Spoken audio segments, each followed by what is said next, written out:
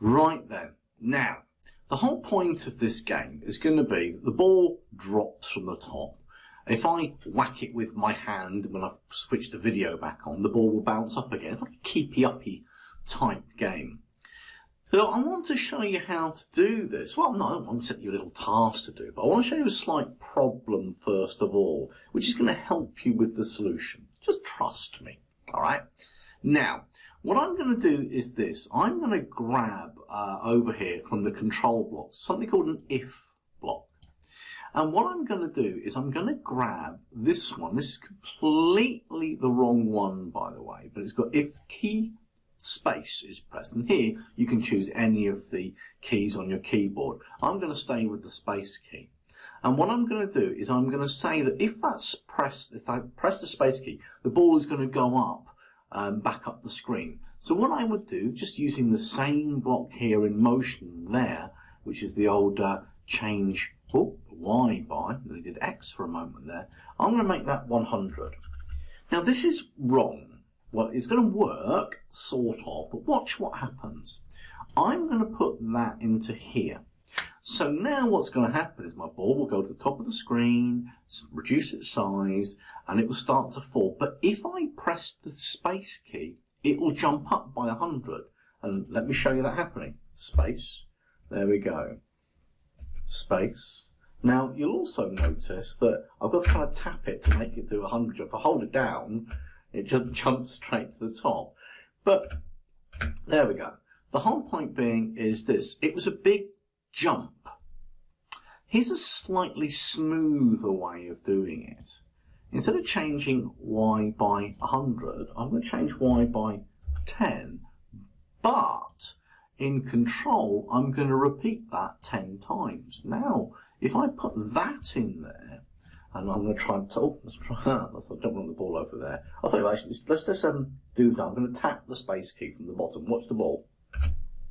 You see how the motion of it going up was sort of smoother than previously? Rather than jumping up 100 places, it's actually jumping 10 at a time, and the motion of it is a little bit easier on the eye. So, let's stop that for a moment. Now, my problem is, I don't want this to happen when the space key is pressed.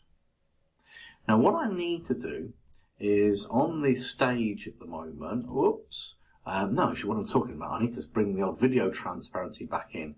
So I'm going to set the transparency back to 0, and let's run that there. So I'm back in the game. There we go, there's me again. Now the whole point being is that if I do this with my hand, if I do this with my hand on the ball should go up, okay? That's the point of the game. The whole point, the ball should be dropping from over the screen, and if I go, ooh, if I hit the ball with my hand or flick it up like that, the ball should go back up the screen. So, we're going to lose that here. Now, how can we sense motion on the video camera here? How can we sense my hand is moving? Well, the answer is, in video sensing, we have this option here. Video motion on sprite. It says on sprite. Video motion on sprite. Well, that's interesting. I thought it would have given the option for ball there, but I suppose it doesn't make any difference really.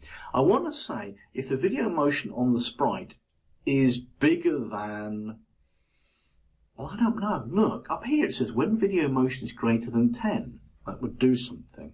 So, I'm going to need this greater than option. By default, that says 50. So this is your task now, is that I want you to set this up. So when you put everything back together, and it's quite a simple exercise really, you just put that in there, put that in there. But is 50 the right number? I need you to experiment with numbers so that if I wave my hand, or flick my hand like that, the ball goes back up the screen. But do I need to do it a lot? I mean, how much video motion is there? Or will a gentle like that do the job? I don't know. I don't know, is that going to be fast enough to do that? Or is it got to be, so there's lots of balls on the screen, I'm going to flick my hands all over the place. I don't know. Why don't you experiment and see what happens? And if you can't get it to work, there's a solution video coming up in a second as well.